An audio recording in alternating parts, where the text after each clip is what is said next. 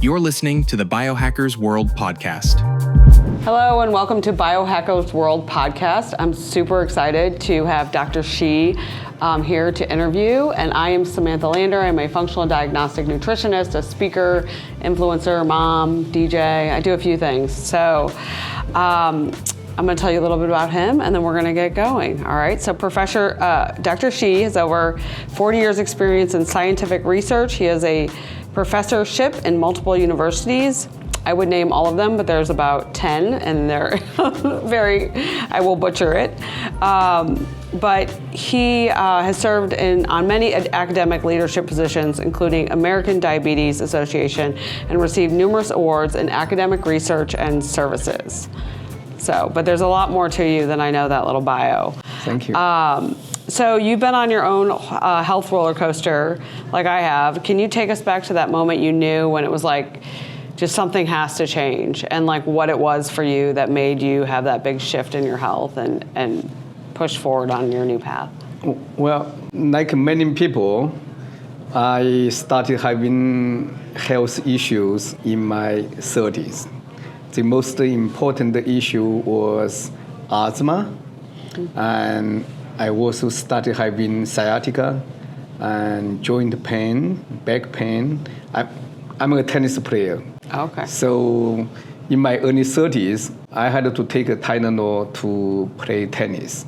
Otherwise, I wouldn't recover for a week or longer.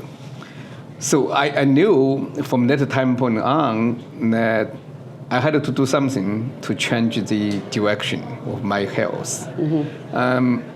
But I was really busy with my academic work, and I was running a fairly large research institute, and I had about 80 PhDs, MDs working the burnout under my supervision. It was really too much, and I was not focusing on my health. Mm-hmm. So about 5 years ago, maybe now 7-8 years ago, I said, no, I have to make a change. Mm-hmm. Otherwise, I'm going to be like most people, not able to do what I want to do, even just in my late 50s, early 60s. That's not good enough for me. Yeah. So I made a transition from academic science to the private sector. My goal was to use my scientific knowledge and my expertise to help myself, and if I'm successful, I can help others in using the tools and solutions that I can test on myself. And that's how we have been doing this. We test everything on myself, my wife, and sometimes with our kids. Yeah. And then we go to our friends, our colleagues.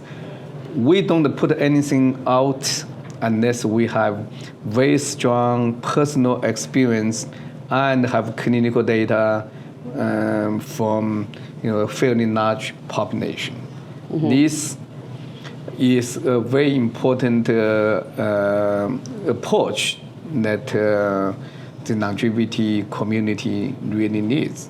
Yeah. I often jokingly say that show me your biomarker data. If you are in biohacking or longevity, you are trying to influence others, you got to be willing to show your own data. Yeah. Show the skeletons in your own closet, and let the world know what's good, what's bad about you, and what the product you make or service you provide have changed your own life, hopefully for the better. Yeah. But if it's for the worse, I think that's still very useful information. Yeah, it gives you goals, and it gives other people data to work from. Absolutely. I think sharing data publicly by individuals who want others to use their product or services is very good way to demonstrate the efficacy. Have you seen there's a Rejuvenation Olympics, right? But I think sometimes it's like the people going in that already have like a they're already living a pretty healthy life. And I think sometimes it's nice to get the Gen Pop involved in something that you need to like have them involved and have that data from some, just do that every day, mom and pop is important. Yeah, I mean, showing the best people, it's one way to do it. It's important, but I don't think that's the most important. Yeah. I focus more on how to improve people's life and their health. And if you start from a very bad position, even if you don't reach the very top, but you made a significant improvement, that's important. Yeah. We want to show people that it can actually work. And if you are already healthy, great, congratulations. But that's not going to teach everyone how they can improve their lives, right? Yeah. So it's very important to show the entire journey from from a relatively bad position and moving them to where they should be. Mm-hmm. That's what provides the incentive, the education for those who want to get engaged. Yeah. So why don't you tell us a little bit about what your product is, what your testing is that you came up with to help people, feel better and optimize their health, to add into that whole body wellness, like add another tool to your toolbox, because we all know it's not just one, but you have a way of testing and Before I talk about products and tests, I'm a professor. I'm an educator. I'm still behaving like a professor. So my first job, my first mission is to get people philosophically aligned. I want to educate people about the ways to evaluate what they need to do and to monitor the efficacy of their actions. Mm-hmm. That's more important than any single product or any single tool. Yeah. So there are so many different products, so many different protocols, so many different things that people can take. By my daily interaction with our customers, I know that most of them are confused. They don't know what to do. They don't know how to make a choice. Yeah. And they don't know how to get started and how to do better. So what I'm trying to inform everyone, or at least educate everyone possible, is there are ways that you can use to judge what you need and whether anything that you do is working or not. The simple philosophy is summarized in one word that I call the T.A.O. And the T.A.O. stands for test, act, and optimize. So, test, act, optimize. Every single time I tell people, well, the only thing that if you need to remember one thing from my lecture or my conversation, this is one word that no one should forget. All right. So why we emphasize testing? Testing can help us to identify what the deficiencies, what abnormalities that we have, what we need to deal with the most. That's the first step. Know yourself better with your own health data. With the data, you can come up with personalized precision intervention protocols. Yeah. And with the personalized action, the next step is you want to assess whether these actions you have taken are actually working or not. Yeah. So what having a loop. I feel like that's something it's a loop of test, act, retest, optimization. Yeah, a lot of people don't retest. If you don't retest, how do you know it's working for you? I agree. Right? I'm big on testing, so yeah. Starting from this biohacking conference, when people come to us, we are basically saying, this is what you should do. This is a loop you should complete. Yeah. If you are not committed, to this protocol that we know it works, we cannot help you. Yeah. You can not just go buy a product randomly on Amazon or from another company, even reputable companies, and hope that everything's going to work out. Yeah. And everybody's so different. I tell people that you cannot just plainly trust anyone, including me. Yeah. I don't tell anyone trust me. I know everything, and if you do what I tell you to do, it's going to work. No, you really have to get the data, use the data to judge whether you have the right protocol or not. Yeah.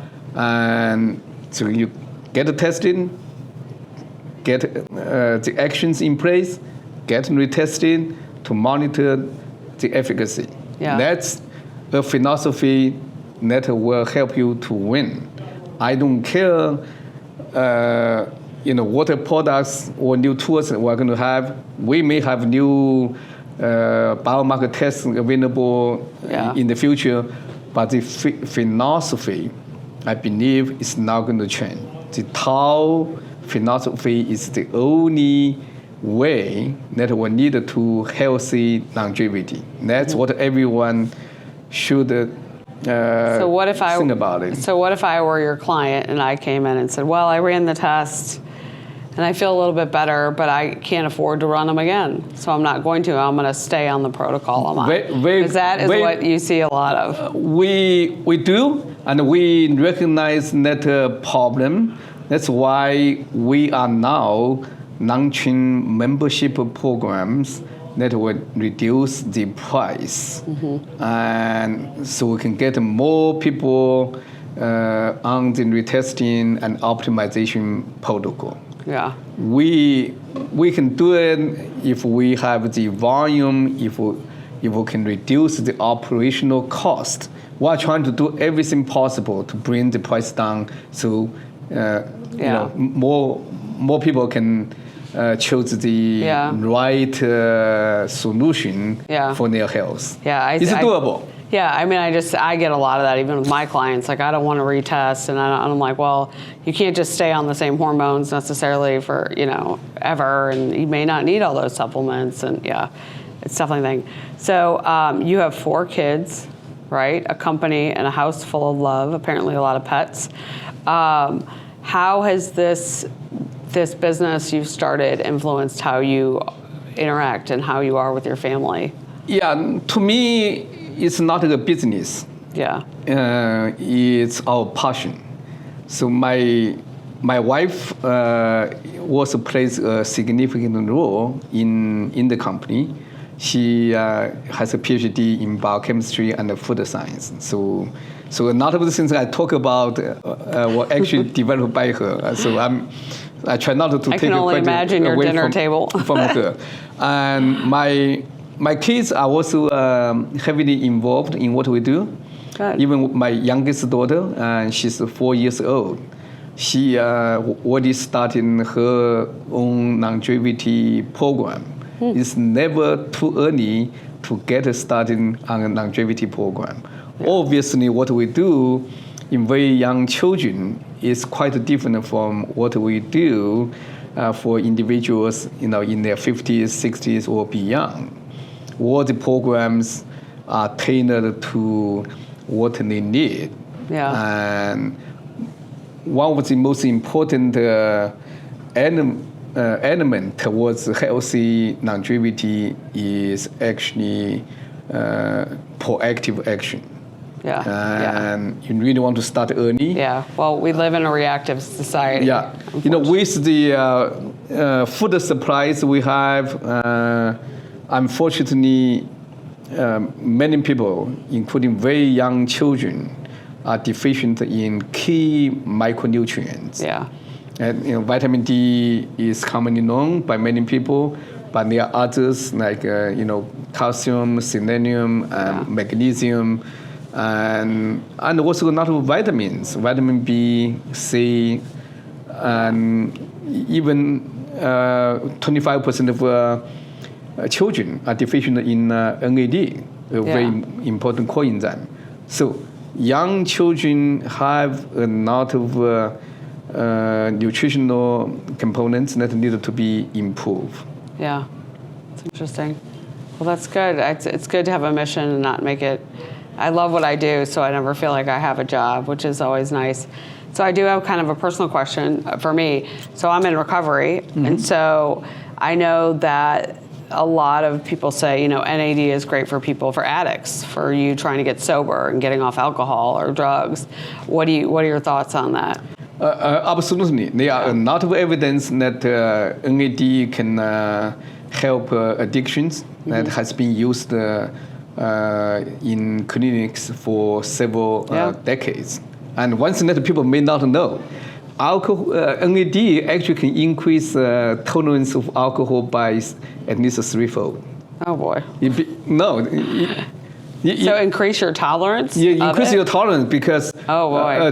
Don't tell that to a bunch of alcoholics. No, it's helpful. Oh, okay. It's helpful because you detoxify alcohol much more efficiently. I got it. If you get it optimized. Yeah. I tell people to not drink. I don't drink at all. And it's trending. I always tell people you're probably better off doing some drugs than drinking, honestly. I'm almost, zero alcohol. Yeah. I have never been a drinker in my life, but now I'm totally against any alcohol. Yeah. But if they have to drink, getting the NAD optimized at least will speed up the detoxification of alcohol. From that point of view, it's helpful. I'm not trying to tell people, take NAD and drink more. What are you saying? I'm like, this is not what I want to be talking about. I was like, this is not good for my clientele. They're going to want to, but no, that is important. Thank you for the clarification. Like, remember, I'm an addict, so I will find a way to spin it. What else is something that you feel like you want to, as a professor, since we're not going to sell products today, that you want to talk to people about, that you want to make sure, they hear a message, a walk away, a takeaway that's really important today? The first thing we could all do. I think nutrition, but let's go to the next thing. The most important message that I want to get across is longevity is not reserved for the ultra wealthy, not just the billionaires and millionaires. And everyone can get healthier and live longer. You can start by changing lifestyle. Yep. And that, nutrition is obviously very important, and no doubt about it. Yeah. But nutrition alone is not sufficient. It's the whole body. You want to have proper nutrition, and that's a topic we can spend hours and hours to talk about. You want to have movement, exercise. Mm-hmm. That's really key, right? Mm-hmm. You want to have good sleep. Yeah. You want to avoid catastrophic event. That's not too many people talk about it. And I have personal experience with my own parents. In their later 70s or early 80s, many people get